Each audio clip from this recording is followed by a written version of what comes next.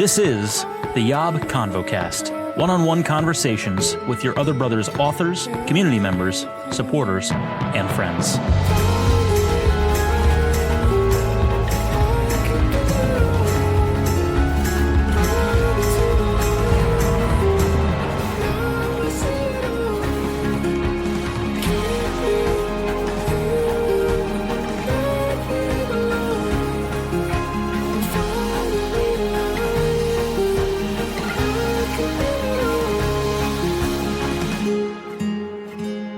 What's up, friends? Welcome back to the YOB ConvoCast, conversations with our other brothers as we navigate faith, sexuality, and masculinity together.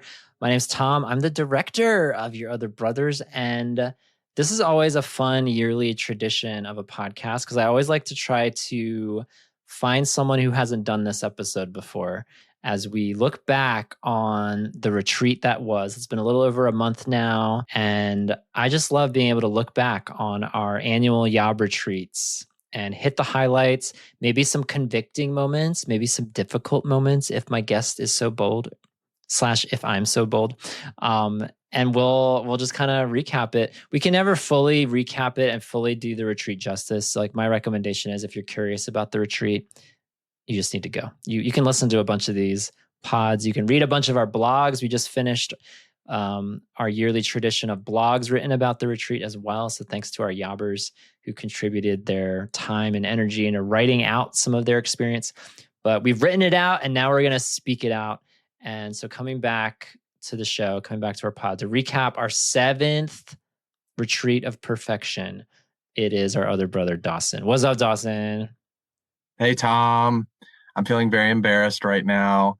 I just, for the visual of this recording right now, I feel embarrassed because I feel like I'm like a pauper, like a Victorian orphan, just kind of like huddled around a street fire, homeless or unhoused and pitiful, whereas you are this like resplendent king with your background. Like, I'm hunkered down in a closet right now. I'm not even sitting on a chair. I'm sitting on a footrest, and I had to move some of the stuff out of my closet. And then you have like your sparrows everywhere. I have a David statue, a bust actually.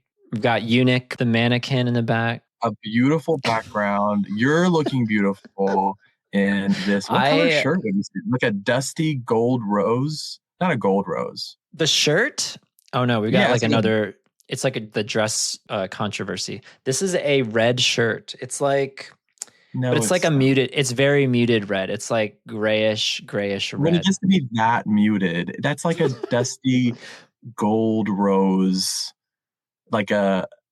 That's not rose. Yeah, I could say maybe rose, but yeah, but you're too kind because you're painting the visual like I'm living in some like mansion or something when I don't. I'm like not turning my heat on. I've got a blanket under me. I've got like I'm trying to do what I can to save every nickel, every dime. But my background is admittedly more dynamic than your way more dynamic, but that's okay. It's not a video pod, so I appreciate it's not a video pod. You're right. I feel like this could also give like asylum vibes. Just the white wall, the one random tie in the background. Whenever your nurses or doctors need you again, just let me know and we'll return you to their care. No, thanks for taking the time, Dawson. I'm excited. This was our 7th retreat, which the joke was it's the retreat of perfection. But I got to say, I've done all 7 of these now, and just organizationally, logistically, it was by far, like there's no other retreat that comes close. It was by far the easiest retreat to plan, put together, run. No retreat is quote unquote perfect. There were still a couple minor scheduling snafus, which I'll talk about in this episode. But other than that, like I thought it was so efficient. I thought we had amazing contributions from more people than we've ever had. People participating in worship, music, and singing, and readings, and leading exercises, and leading tribes. So that was really exciting for me to see, like so many of our other brothers contributing to this event, and that just added to the allure of of perfection, of just this being both an efficient retreat, but then also just a very full retreat. Yeah, I'm so glad to hear that. Yeah, well, my felt experience on the other end of that, just like receiving, was that it definitely felt like it was very smooth and that it was just very well run and that it didn't seem like there were any hiccups that were come across. And you seemed very relaxed and always like everything was going well. So I'm glad to hear that that was not, not just a front that you guys were putting up, but it actually went as smooth as it seemed to go. Yeah, hopefully it came across. How many of these have you been? Because I've been to all 7. How many have you been to now, Dawson? I have been to 4. Is that right? Yeah, I think you have been to 4. Because you went to the one in Georgia after COVID, right? And then yes, we did one in Georgia. We actually did. Do we do one in North Carolina? Or maybe that was your first one. Was that your first one? Yeah. Yeah, you did. You went to one in North Carolina, and then we did 2 in Georgia back to back. That's yes, right. Both and now of this those. one. Yes. Very nice. So you're becoming something of an expert now. You're a regular, rather, a retreat reg. Yeah. So I'm curious to hear, because I know nothing about your experience. I don't know if you hated it. I don't know if you loved it. I don't know if there were high highs or low lows or anything. So I'm just curious, before we start diving into the specifics of a couple of things that happened at this retreat, what was your general experience like? This was, for those that don't know, our theme for this retreat was Onward. And that was inspired by a lot of things, our new direction as a nonprofit ministry. There was also a labyrinth at this retreat, which made its way into the retreat schedule, a prayer labyrinth for the first time. This was also our first retreat in the Northeast. It was all the way up outside of Pittsburgh, Pennsylvania, which was a big change from all of our Georgia, North Carolina retreats previously. So those are all of the stats for this year's retreat. So I am curious, what was your general experience like? I do find it funny and also really admire the fact that you do not know how the retreat was for me, and yet you asked me on this podcast to talk about it. Like, what if I did have a deeply mediocre experience or like an absolutely horrible experience? True. I was thinking about that too. It maybe wasn't the best planning, but at the same time, what I always fall back on is, well, then it'll be an authentic conversation. If your other brothers can't stand for authenticity, regardless of what it is, then we just got to fold up shop now. So if you had a deeply mediocre experience, please be honest about that. I will. Why? I was wondering, why did you ask me? Why did you ask me to talk about the retreat instead of asking someone who you already knew what their answer would be, that they already had? This will, it kind of, I was going to say it's not going to spoil it, but it's a teaser that you figure into a prominent part of our conversation later in the episode about a particular candle that was awarded. Oh. So we will save that towards the end because I always try to look at each retreat and be like, okay, who's someone with probably a unique vantage point for this specific retreat that, I'm sure I could talk to 10 other people. It would have been great, but you just came to mind for this particular year's retreat recap based on this candle. So I'm just going to leave it at that. Okay. That makes that. Thank you for elucidating that. That makes sense. Yes. Mm-hmm. I'm excited to talk about that aspect. No, I had a really wonderful experience. The Pennsylvania location was beautiful. I never traveled to that part of the country before, and it was such a wonderful experience. I ended up deciding to drive, and it was a beautiful drive. It was a beautiful area, and I just felt so comfortable throughout the whole trip, which has been the case in years past too at YOB retreats. But it just that just grows and deepens more and more every year. And I got so much out of it, especially spiritually this year. I feel like I was really able to connect with God in a really deep way and receive a lot. And the small group was incredible, and just catching up with friends was amazing, and meeting new people. And I loved the Labyrinth. I had a really wonderful time. Okay. So it wasn't deeply mediocre. I was starting to get concerned. I was like, oh no, maybe, because here's my thing. I know you and I have riffed about this in the past, either on the show or not on the show, But you were like, why not just keep the retreat in Georgia? That's very convenient. Or at least keep it in the Southeast. So my fear was you're going to be like, I had to drive all the way to freaking Pennsylvania for this retreat for not even 72 hours, like what, 48, 50 something hours. And then I had to drive all the way back down. So there was part of me that was worried you might feel the travel fatigue, because that was something I wanted to talk about. I have it at the front of my notes. Like, this was our furthest away retreat, furthest away from me, or from where we've always done it. From you too. Yeah. We've always done it in North Carolina and Georgia for 6 retreats, 3 in North Carolina, 3 in Georgia. And so this was a big departure, a big change. And my fear was not as many people would show up, or that there would be a lot of complaints, because we do have a lot of people scattered across the Southeast in our community, but we also got people in the Northeast and the Midwest and the West Coast and international for that matter. And so from my vantage point, it felt redeeming, or it felt good to like shake up the location a little bit and be more accommodating to certain other people in our community. Although admittedly, then that becomes less accommodating to others like yourself or like me. So what were your thoughts on that? Yeah, I really had to check my privilege. And I, like in years past, Retreat it would privilege. be like, yeah, I would be like an hour away or so, or maybe under an hour. I don't know. Like the Lana is so close to me. And those are glorious, wonderful days. But I did find it worth it, just because the experience was so top tier. Though, I mean, like, I feel like we could, it wasn't the location. I mean, the location added to the experience, but just like in years past, it's not so much the location that makes it so special. It's like the relationships with the people there. It is the events, the small groups, the talks, the worship, like, and so, we could have had an equally wonderful experience in Georgia, something you can keep in mind for years to come. Of course. Yeah. But no, but it was definitely worth the drive. And yeah, I mean, I personally find Georgia to be the most beautiful state in the continental United States. Not biased. Wonderful, magical place. It was cool. Yeah. I'm glad you're okay with that. I mean, this will be fun to see in the years ahead, to see. We might go further than Pennsylvania next year. Yeah.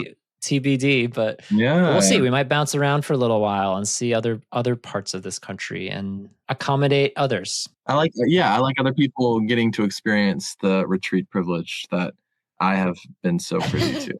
You've coined a new term in our community, retreat privilege. So yeah, we'll see where the retreat privilege takes other people. I have to give a shout out to this one Yobber who was very instrumental in helping us even find this retreat that we went to outside of Pittsburgh, living there, probably less than an hour away. And it was so funny because he visited this camp with me a year ago. And so shout out to him. It was fun to be able to visit this camp that he had a connection with from his youth. And then cool. What was so funny is that he had the retreat with us that weekend that we were there, and then literally went back to that same camp the next weekend for another retreat with his church community, I think. And so I just love, awesome. I was wondering, I was like, what would you have done if both retreats were happening simultaneously at that camp on the same weekend? Like, would you have eaten lunch with us and eaten dinner with them? It was just so funny to think about if that had happened. But anyway, it was fun. I loved that place. Cute little like Mennonite women cooking for us in the kitchen with their outfits, and just amazing food, great dining hall. The only marks against this place, God bless them, was the bathroom situation, which we will not describe in detail on this PG rated show. but I was relieved when I read the feedback for this retreat. If the bathrooms were the worst thing that happened at this retreat, then we're good. I think, programmatically and other things, people had a lot of good things to say. So I appreciated all the feedback for this year's retreat. Let's jump right into the Labyrinth, Dawson, because like I said, this was a big selling point for me. When I visited this retreat center a year ago, they asked me, have you ever been to a Labyrinth, or do you want to see the Labyrinth? And I was like, no, yes. And so they took me on a golf cart up this little hill, and it was just all these stones laid on a ground. It was overlooking this valley of Pennsylvania below. So it was very beautiful, very picturesque. And so the whole purpose of a labyrinth is it's not a maze. People confuse it between a maze where you can get lost, and a labyrinth where it's impossible to get lost as long as you just keep moving forward. As long as you follow the trail in front of you, it'll weave and wind and take you all around the circle, but until eventually it takes you to the center. And then to get out, you just walk the same path that you followed. So there's only one way in, one way out. It just takes you in crazy directions as you go. And as soon as I saw that a year ago, I was like, wow, that would be, I'm always looking for X factors and new things because I like the retreat mostly carbon copied, like people generally know what to expect, splitting up into small groups and doing some fun games the first night. And, there's some predictable things that I enjoy about planning these retreats, but I always like it if possible for each retreat to have some distinctive feature that makes it like when you think of the prayer labyrinth, you'll remember like, oh yeah, that was the 7th retreat in Pennsylvania, not the 4th retreat in where was that? Like I'm hoping that it sticks in people's minds a little bit. So I saw this labyrinth and I was like, and that just led one thing to another with talking about direction, which was a big theme for the retreat and for our organization now, your other family, your other brothers, your other sisters. And so we came up with this theme of onward and direction and planned this prayer labyrinth. So I was curious, had you ever done a prayer labyrinth? Have you ever walked through one before this retreat? Or what were your thoughts like before going into it or while you were in it or while you were coming out of it? Like I was curious because we had some guys write some blogs about it too. And that was really cool to for this solitary, quiet exercise for guys to have all these different takeaways from the labyrinth. It was cool to read about. And now I would love to hear about it from you. Yeah, you looking for the X factor is one of many things you have in common with Simon Cowell. But yeah, I definitely feel like you found the X factor with this prayer labyrinth. It was so memorable, and the view was crazy. It was like overlooking large part of the city, and it was really beautiful. But yeah, the prayer labyrinth was one of my favorite parts of the retreat and a highlight of this year for me. I had a really, what I felt like was a really profound experience. I had not done a prayer labyrinth before. And coming up to it, I was feeling like I was really looking forward to it. I was feeling comfortable and relaxed and excited for it. And it was such an interesting experience when it was my time to go. Like beforehand, I was just, trying to like relax, kind of center myself, try to pray, get in touch with God, and just kind of prepare my heart and to really connect with him and hear from him and talk to him and see what he had in store for me. And as soon as I started walking inward towards the center, you gave really great prompts to kind of for people to, and different questions they could ask themselves and kind of meditate on, walking into the center, standing in the center, and then walking out. I can't for the life of me remember what those prompts were. And yeah, the one walking in, let's start with walking in. So the one walking in was like, something along the lines of like, what do you need to pray or what do you need to say or repeat or, because I'll jump in real quick. Like when I was walking in, because I was the last one to go in. I was like waiting for 52 other people to go through, and then it was my turn at the very end. And like so, walking through this thing, it was like gravel. The ground was gravel, and it was marked by all these larger stones, kind of forming the path. And so the phrase that just kept coming up as I stepped with each crunchy, gravelly step into the labyrinth was, "Do not fear, I am here." And that was like the phrase I just kept hearing, repeating in my mind over and over again, because again, I'll share more at the end of this episode, but like just feeling a lot of fear, a lot of uncertainty, a lot of the unknown of the direction, both for our organization and for my own life. And so this phrase, "Do not fear, I am here." Like I can still like hear my feet crunching on the gravelly ground as those two phrases like go back and forth in my mind. And so I love that. I love bringing in like the physical, audible, spiritual component, like tying all that together, making it this like a more tangible prayer that I've been praying ever since, honestly. This prayer or not a prayer, it's just like What would be like God speaking to you? Like something like a prophetic word or something, Yeah, something along the lines of that. Like just essentially like, definitely. hearing God's voice, like saying, do not fear, I am here. So that was like my big takeaway from entering into the Labyrinth, and probably the general whole experience of the Labyrinth for me. But yeah, the That's main thing was awesome. like, what is God saying to you as you walk in? That was kind of the first part of the prompts. Yeah, and they were great prompts, and they're like good. Yeah, there's just a good launching off point for people to be able to connect with God, and then just kind of have whatever conversations kind of came to mind. And yeah, I for me, walking in, it was really unexpected. I like, as I was about to walk into the um the labyrinth, I was feeling like very like relaxed, excited, positive, happy. And it was so interesting as I started talking with God and just walking through towards the center. I just got hit with this, like, I started feeling really heavy, and I started like thinking about all the sin in my life and all the mistakes I've made, and all of the areas where I really want to grow but still haven't grown, and the mistakes that I've made over and over again repeatedly throughout the years. And it was just really, I was just very aware of my sin and my need for God and the many failures I've had in my life. And I wasn't feeling like despairing, and I wasn't even feeling all that sad. I was just feeling like kind of heavy and somber walking in, which was really unexpected because it was not at all how I was feeling at any other part of the retreat, which was very interesting. And to paint the picture a little bit for those that weren't there, it's like I had no idea how long it would take. Like it took, what did you say, like what, 15 minutes, 10 or 15 minutes to get into the center? Like we were walking for a while around and around and around. Like Yeah. it's not that big. You look at it from the outside, and you're like, oh yeah, I'll walk inside and I'll probably be in the middle in like 2 or 3 minutes. But like if you're walking at a just methodical pace, like it was at least 10 minutes, maybe 15 minutes of walking around this thing. And it's a silent exercise, so no one's talking, and so you're just left with whatever's bouncing around in your mind, whatever's bouncing around in your heart, whatever's bouncing around in your soul, like for 10 15 minutes of walking back and forth, back and forth. It's very meditative, and that's the purpose of it, is to like strip away all the distraction and fall into that rhythm and just see what comes up. And so that's interesting that Yeah. you talk about that, because I felt a little of that too. Yeah.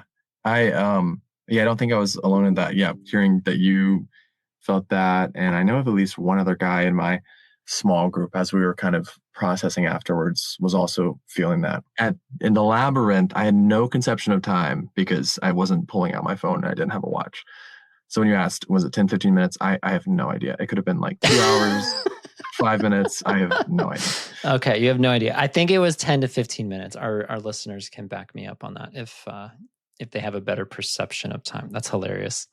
You literally don't know if I like trapped you in that labyrinth for 3 hours. Like you have no idea.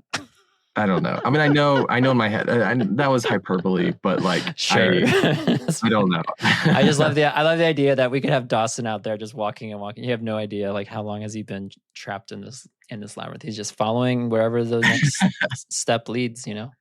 It was so easy to like get lost in your own head, get lost in conversations with God, and just, yeah, get lost in prayer, that it would have been very easy for me to do that. That's kind of how I felt. And so which is so cool that I don't know, that space was kind of conducive, or that you guys setting aside that time for us to do that together, maybe that was what was especially conducive. I love doing stuff like that, we do so much together stuff where, we're in tribes and we have small groups and we do worship together. So there's a lot of like collaborative, if we're going to be in a retreat, of course we're going to do things together. But I like at least one element of the retreat like that, where it's a solitary thing where everyone's quiet and everyone's, processing this thing individually, but we're doing it all together. It's not like we're not doing the labyrinth at 53 different times. Like everyone's doing it together. And that was like one of my big takeaways too, of like being in the center. I think one of the prompts was like, just look out and what do you see? Like, what do you see and what comes up when you look out Yeah. from the center of the labyrinth? And what I saw were brothers that were still walking the labyrinth, brothers in the labyrinth, brothers who had finished the labyrinth and were like outside of the labyrinth. And it was just really cool to have that visual of men who were further along than me, who were with me, who were, together in this experience, and to have that insight of, the metaphor being that we're all doing this thing together. We're all doing this life following Jesus together. And we're doing this silly little exercise, but there are some big like takeaways from it too. Cause then it's like, you can't stay in the middle. You can't just stop moving. You gotta go back out. Now you got to go back out into the world, back out into the rest of the retreat experience. And so, I don't know. I appreciate everyone giving it a try. Like, I know it probably wasn't a few people's favorite thing we did, but it seemed like from what I've heard that it produced a lot of great discussion, because then we went into tribes and discussed everyone's individual experiences, and now blogs have been written about it. So I love all of the like after retreat, like it's almost like bonus retreat. It's like I'm learning all these new things that people got to experience thanks to this labyrinth exercise. Yeah, I'm really glad you mentioned that first part about this, something that we were doing alone but together, because that actually made me remember that was something I was resistant to at the beginning and felt like a little annoyed by, and was kind of prickly towards, or just like in slightly. Not, I was going along with it. But I was just like I like to do alone, very private things, especially when it comes to like my relationship with God. Like I like want to be alone. I don't want to be seen. I don't want to be like distracted. I get easily distracted by other people around me, and I don't like, I become very aware. This is, me being an Enneagram 3. I become very aware when there are other people around me who might look at me or glance at me. And I don't like, when I'm trying to engage with God, I don't want to be worrying about that. I don't want to be thinking about that. I just want to fix my eyes on him. And this was such a cool experience of like feeling some resistance and to that at first, but then feeling just so immersed in the experience, and like feeling like I was able to kind of relax into it, and actually getting the experience that I wanted of being able to really go deep with God and not get too distracted by the people around me. And anytime like I was distracted by someone around me, being like distracted by thoughts of like, oh, am I walking too fast? Is there not enough distance between me and the person ahead of me? Do I need to slow down? Like there's oncoming traffic, like people going from the inside to back. Like, how am I going to step around? That I was able to just kind of be gentle with myself, like notice that, and then just like let that roll away, and just like that didn't really deter me from going really deep in with God and into my head and into my prayers. And I quickly became very comfortable like doing this very private thing surrounded by other people, which I normally am not able to feel very comfortable with that. So that was a really cool experience, being able to have that. I'm glad you were able to disarm your prickly barbs at the start of that and play ball, as the straights say. It stands out to me. I really appreciated that exercise, and appreciate everyone for giving it a go. This was the one big scheduling snafu of the retreat, because in my mind I was like, oh yeah, it'll take like 53 people. Like if everyone took 5 minutes, like I did the math in my head thinking how long that thing would take, and I was way off. And I was like, oh shoot, this is going to take a lot longer than, not a lot, but it was definitely a little bit longer than I thought it would be. And so we had to shift some things around with our schedule that day. But I thought it was good to then transition into tribes, and I've just been so blessed by all of the, like, so many like epic pictures too. Like we've posted some pictures on our blog, and so you can kind of get a visual of it, of all these sneakered feet walking on the gravelly ground and the rocks and the grass and everything. And it's just like, yeah, I thought that's going to stay with me for a while, that visual. Yeah. So walking in, I felt just very heavy, thinking about my sin, my failures, and my need for God. And then in the middle, have you ever listened to the Lord song Supercut? Not the Lord our God, but Maybe. like LORD. It's like, I didn't know the Lord wrote a song. Oh no, I don't think I have. Maybe I would know it if you started singing it for us right now. I'm not going to do that. Ugh.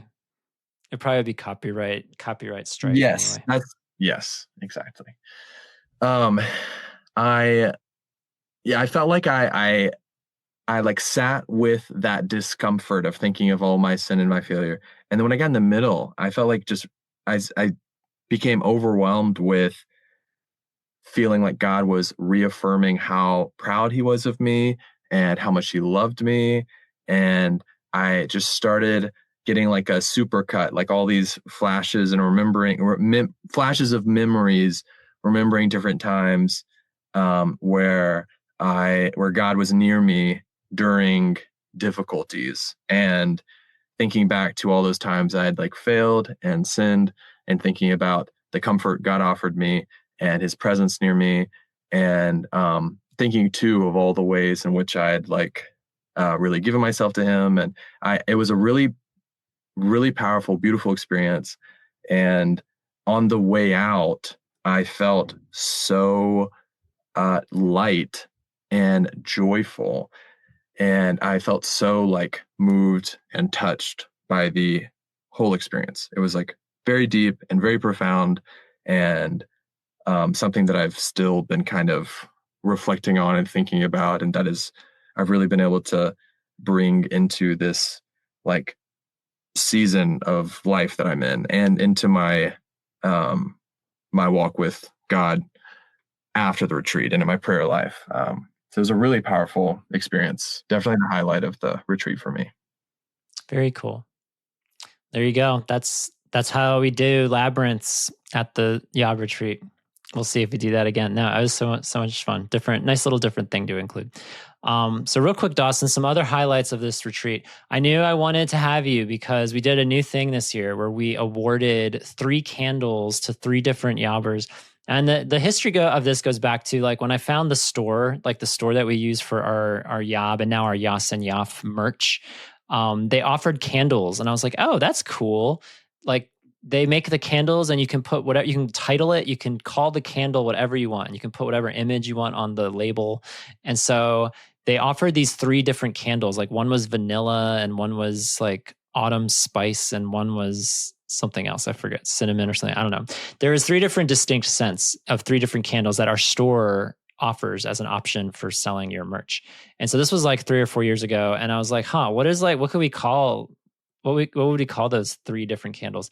And the only thing I could think of, it was a kind of a hasty decision, but it was like, the only thing that comes in 3s that I could think of in our community was faith, homosexuality, and masculinity, like our 3 big themes of our community. So I was like, that's kind of funny. That's kind of cute. Like if we have one candle be the faith candle, one candle be the masculinity candle, and then one candle be the homosexuality candle.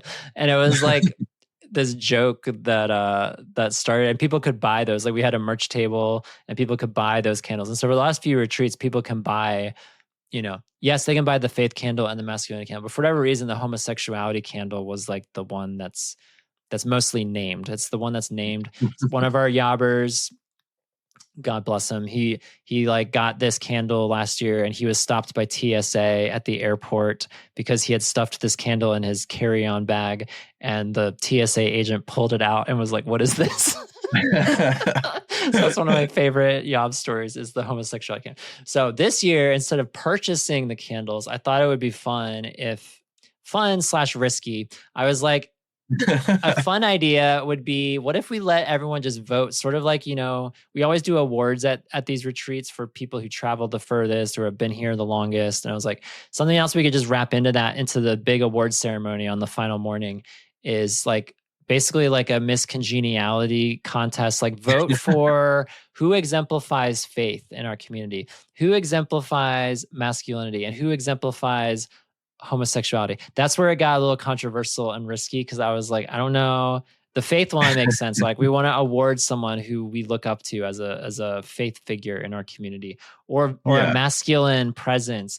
But a homosexual presence, is that something we want to positively vote for? Or like, what is the, yeah. And so I had a feeling, I think I'm intuitive enough to know there's probably going to be a few people in here that don't agree with this procedure of voting for someone to win the homosexuality award. But man, the flip side of that, and I hear that, and it's a valid criticism. The flip side of that is like, I've had to learn over the years, as I'm sure many of our community members have had to do too, is to like not take ourselves so seriously and to just be like, you know what, like we have a homosexuality candle, like let's award it to somebody. And it's not going to mean that they're depraved or like that they're living in sin or like anything like that. I hope that that's not the connotation that comes across, but yeah, I could talk about that for a while. Cause I actually I want to honor when Daniel, shout out to Daniel, who helped me tally the results of everyone voting for these 3 candles. Literally the first piece of paper he pulled out of the homosexuality award box, it said, it wasn't a name. It was like, I don't agree with this. I don't agree. Something like, I don't agree with this. And we cracked up so hard because I was like, I get it. A valid criticism. Yeah. I'm not gonna be holier than thou and say that was an amazing idea per se, but I stand by it. I will own it. I will own that decision. I love that they feel comfortable enough to say that and to put that criticism in, and throw in the criticism. Absolutely. Yeah. But I wanted to bring you on, Dawson, not as the winner of the homosexuality candle. Sadly, that was not your award to win. But you were the winner of vying for the first ever winner of Mr. Masculinity. Mr. Masculinity, none other than Dawson, right here.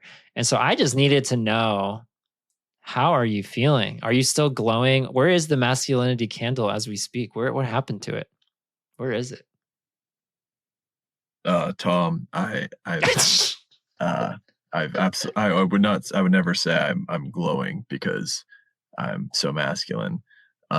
Yes, the masculinity candle, it's definitely not in my closet, because I would never put anything in there because I'm so masculine. And I don't know where I'm going with this bit or when I'm going to stop using this voice.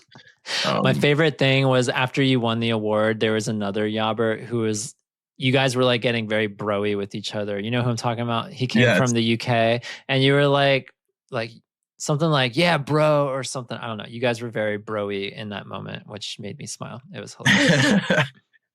I think I was telling him that I knew I would win masculinity and I knew I would beat him. But it was a mixture of like, I beat you, bro. And also like, yes, bro, we did it. And so hyping each other up in competition, which is, I feel like competition, I'm very competitive and I love competition.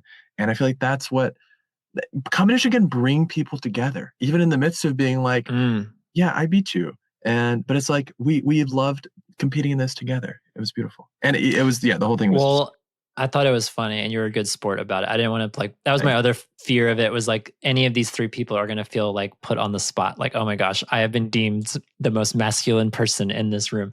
Yeah, no. Why do you think people voted for you? Do you know why? That is this tall question. Privilege? Because you're a tall man. Is this just tall people getting more things that they don't need?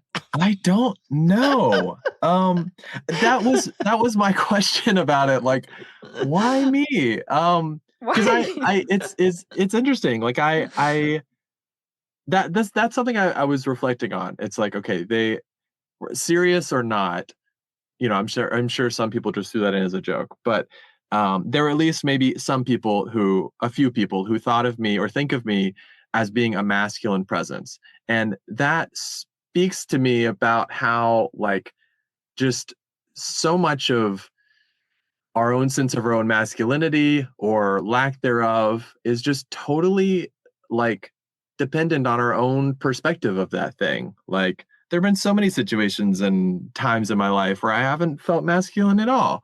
And and so I just wonder how many people in our community are struggling with feeling like they are not masculine or feminine enough, and yet they would find themselves, like me, winning a masculinity or femininity candle in some circle of, like, Ooh, maybe the femininity candle is next. Maybe that's out there yeah, for the Yas retreat, future Yas retreat. Who exactly. knows? Because I'm sure there are similar questions in the Yas community, and so because I know that that's a frequent, and that that's something that I've grappled with, and a frequent, like, kind of difficulty I think that comes up with side B people is feeling like othered in their own gender identity, and feeling like less than or not enough at different points in their life. And that's definitely something I felt. And it just, winning this made me wonder, like, and just reflect on, actually, because I think I know this is true. It didn't make me so much wonder, but it just made me reflect on the truth of, like, my own sense of my own masculinity is just that. It's just like a perspective. And anytime I struggle with that, I think I can just try to recognize that it's completely abstract, and that it's just me getting in my own head, and that, like, I don't know, that I totally, I don't have my thoughts all together on this. Well, my input on this, Dawson, if you care to be affirmed right now, was number one, you're very tall, so that had to count for something. I'm convinced. Tall, hashtag tall privilege. You have retreat privilege previously, now tall privilege, but no, the deeper one is, I just love how you interact with people. You're very intentional, like, you give good eye contact. You're very, like, engaged with people. And I find that, maybe not as a stereotypically masculine thing, because that's not like the bros and the frats. I don't think that they, like, they make good eye contact and they, like, listen to you, but I just think that that's, like, you're very present, you're very grounded. And so I just see that as a very masculine trait. Yeah. I won't say who I voted for. I don't know if I voted for you. I don't know if I actually forget who I voted for, to be honest. But yeah, I'm glad you're here to represent all of the candle winners this year. Thank you, Tom. I really appreciate you saying that. I feel like I've gotten more confident in my masculinity the more I've, like, embraced the less stereotypically masculine parts of myself. So yeah, and I'm glad I could win and represent Mr. Masculinity for the year 2025 to 2026, the year of my reign. I can't wait to pass it on to another winner next year.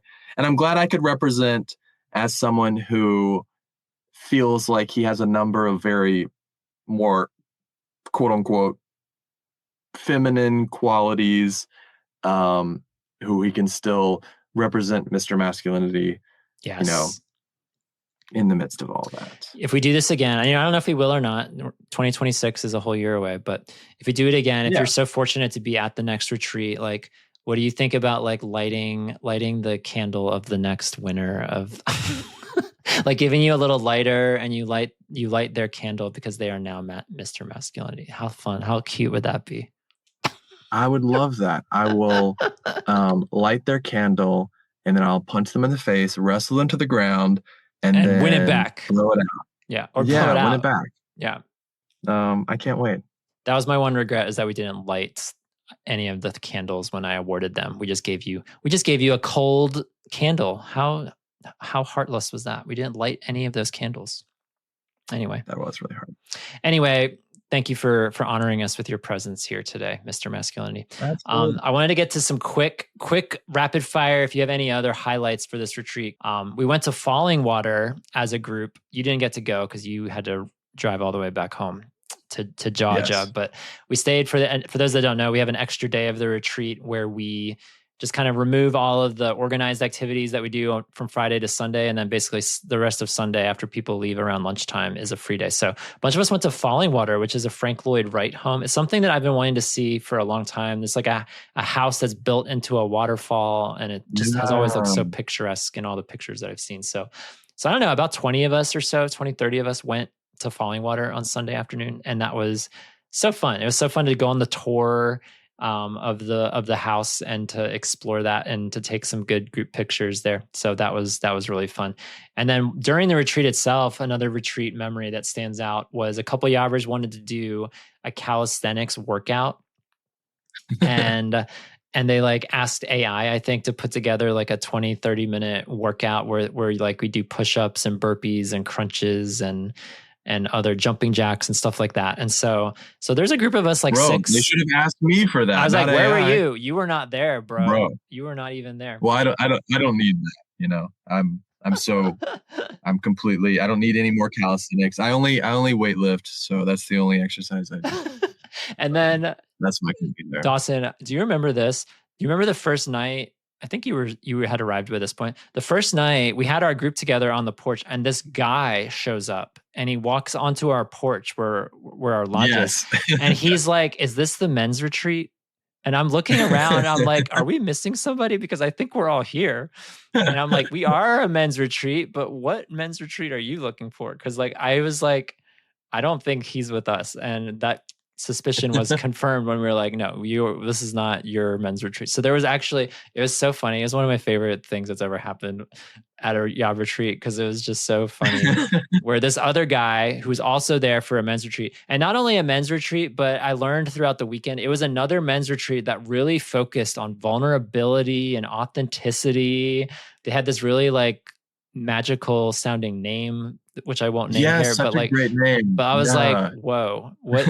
So I hope that guy had a great retreat experience with his men's retreat, but he was not with us. But I just thought that was so funny that there was this other, which we didn't get to see them. They were on the other side of camp and they ate meals at different times. So we never got to interact with these other mysterious men who were also exploring their own vulnerable masculinity. So there you go. That was a fun element. I would have been very, very interested to interact with them. That was hilarious. The look on your face, you handled it very well, but there was like this like silence, because you had like a mic, I think, and were announcing something, if I remember correctly. And then you just were like staring at him. I guess you were pulling out your gaydar and trying to assess. Because I know about 80 to 90% of the guys coming. There's always a handful that I've never met before, or I don't know what they look like. So I was in my head, I was like, I think everyone's here, but am I wrong? Are we missing somebody? And I was correct, but yeah, that's hilarious. Shout out to that guy. Yeah, and his group. The name of his group would have been a perfect nom de plume or fake group name that we could have. Maybe we'll use that instead of our usual. Yeah, we should. Did you have any other moments, Dawson? Yes, I mean, it's a highlight of every year, but this year, just the small groups were so good. My small group was unbelievably good, and that's great. Affecting, and I was a part of the Gold Joy tribe, and nice. We were on the Silver Joy tribe. Nice. Competing joys. I didn't even realize that we had 2 joy tribes represented on this call. It's an honor to be joyful with you. And just my small group went so deep and was so vulnerable and was just so comfortable together. And our small group leader was so raw and vulnerable and had so much wisdom to offer. And it was such an incredible experience. I loved our small group, even getting interrupted on the porch by all these sweet older church ladies. Because there was an old church lady retreat too. They were having their own retreat. A lot of retreats happening that weekend. They were so sweet and so loud, just boisterously talking, and we would just stop talking and just watch them walk slowly down the stairs and wait for their ride. And they were adorable. There was a lot of great spaces for small groups to meet, and we loved the porch, and I just loved my small group. They were such a highlight of the retreat for me. Nice. And all the games we played, of course, in the evenings or in the free time. Oh my gosh, that reminds me. This would have been after you left too, but Sunday night, everyone just does their own thing. And so what happened on Sunday night after we came back from Falling Water is that there were 3 distinct factions. There were 3 different things happening, like in the 7, 8, 9 o'clock p.m. time frame. There was the puzzle. So we had a puzzle of a group photo from a couple of retreats ago. And so we were assembling this 1,000-piece puzzle the whole weekend.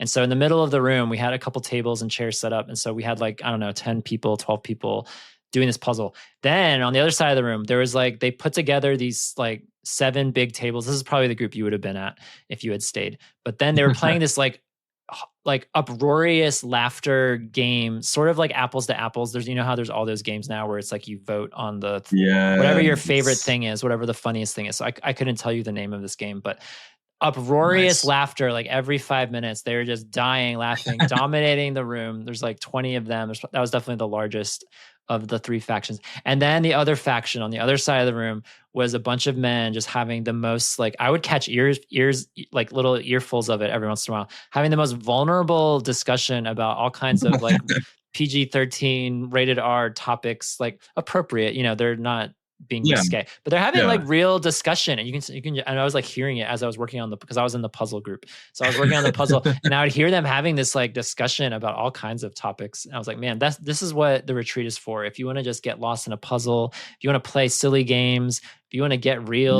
with other bros, there's a place for you. So that is honestly, that's a perfect picture of the retreat. Like there is something for you, the listener. I mean, there's so much more than those 3 things as well. But also other highlights were like the worship night, like just the spiritual aspect, the communal aspect, the fun aspect. It's a really I have to give a shout out to Daniel, who did a great job organizing worship, not only the music, but like recruiting people to write for different readings that were read during the retreat as well. Like that was a great element of this year's retreat. And all the instruments. We had a French horn introduced for the first time. I was like, so many cool instruments and people singing and beautiful songs. All the readings were so profound and deep and moving. And the worship was exceptional. I mean, it always is, but it was just so moving and so good. Yeah, it was just, I loved it. It's always a beautiful thing to worship with our other brothers who are walking this road with Jesus. It's just a beautiful thing.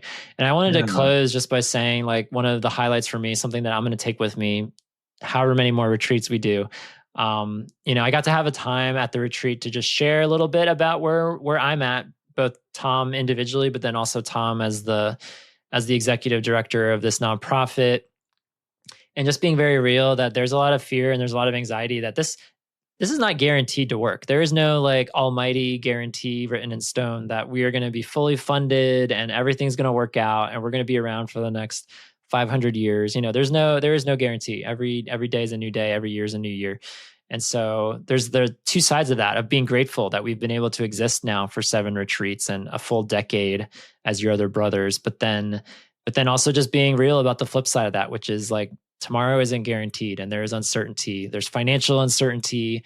And then there's just like, as an organization grows and as it evolves and as it becomes something different than what it was yesterday, like there's the fear of like, are people still going to be interested in being a part of this a year from now, 5 years from now, 10 years from now?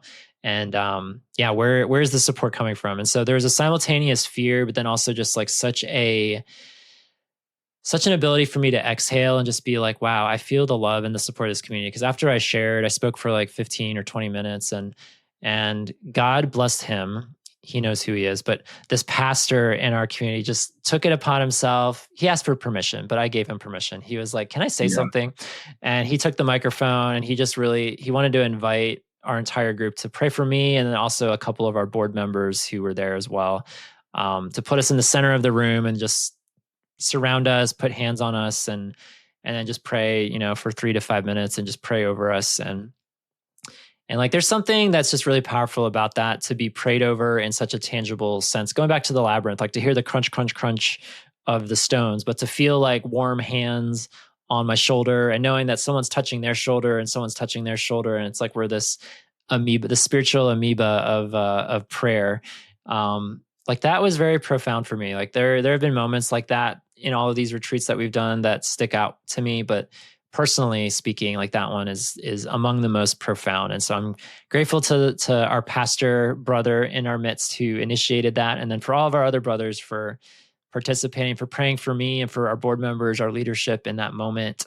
But then hopefully since as well, because man, we/I desperately need your prayers and direction, because that is we're blazing a new trail. We're doing a lot of the same things we've always done, but we're also blazing a lot of new trails too. And so appreciate all the prayers as we continue to set out as our onward goes wherever God is taking us next. Yeah. Amen. I'm so glad that was a beautiful experience for you. Yeah, that was a really special moment for sure. It was great. So shout out to all the Yobbers. Thanks for coming. 53 people. I didn't say it at the start, but it was our largest retreat we've ever done. It's crazy. Our previous max was 50. So 53 this year. What a cool number.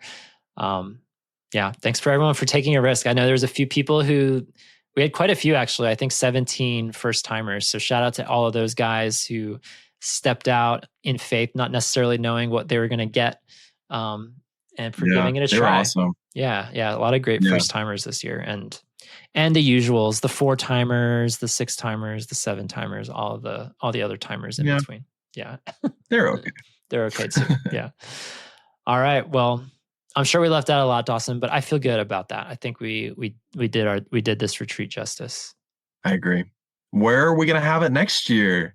You're going to say the location? I will say rumors, I'm hearing rumbles. I will say it to you looking at you, but then I will bleep it on the recording so people listening don't know. Nothing is set in stone yet, so I will say that. But I am looking at a area retreat for 2026. Oh, Tom, why did you just curse at me? Like, he for all the Let me do it again. Listening, all he did. Whoa! Stop cursing at me. Please, Tom. Stop! Could be that one. Stop! He's just cussing at me. He said the F word. He said all these crazy things.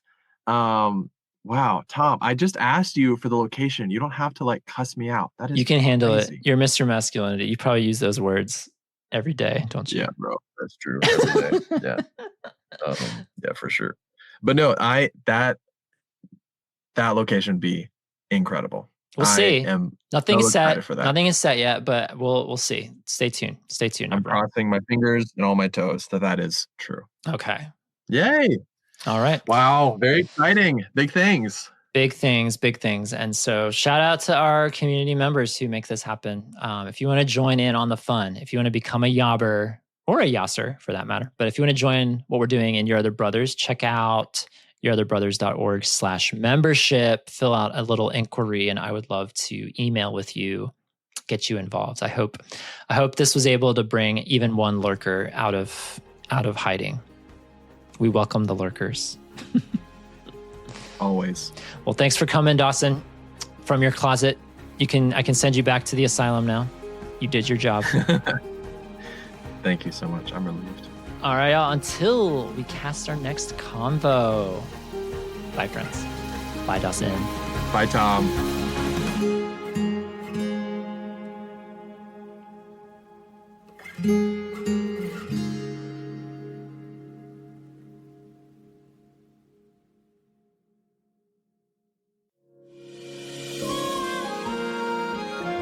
Your Other Family.